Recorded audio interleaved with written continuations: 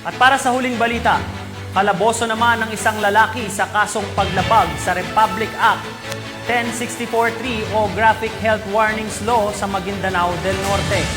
Magbabalita dyan si Patrolwoman Veronica Lagi.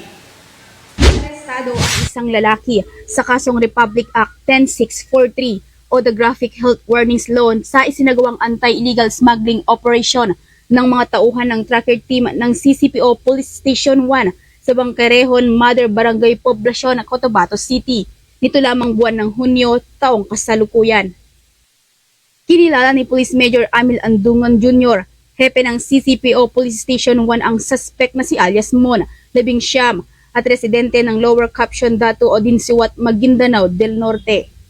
Ayon kay Police Major Andungan, matagumpay na naaresto ang suspect ng mga otoridad ng Cotabato City Police Office Police Station 1, katuwa ang RID, City Tracker Team Unit RIAT, 141st 144th Regional Mobile Force Battalion A, City Investigation Unit CCPO at NBI BARMA matapos maaktuhan ang suspect na gumagawa ng illegal na aktibidad tungkol sa mga hindi dokumentadong highly visible graphic warning components ng mga imported na sigarilyo sa nabanggit na lugar. Nakumpiska mula sa suspect ang 14 na kahon ng imported cigarettes na may 600 reams ng iba't ibang klase ng sigarilyo at tinatayang nagkakahalagang 180,000 pesos.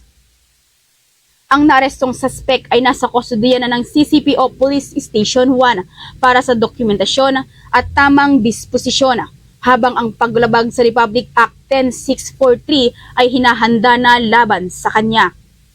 Sa paggamit ng bagong Pilipinas ng kasalukuyang administrasyon ay may mithiing panatilihin ang mapayapa at ligtas na bansa, katuwa ang hanay ng kapulisan na hindi mapapagod sa pagsasagawa ng operasyon upang mapanagot ang mga lumalabag sa saligang batas.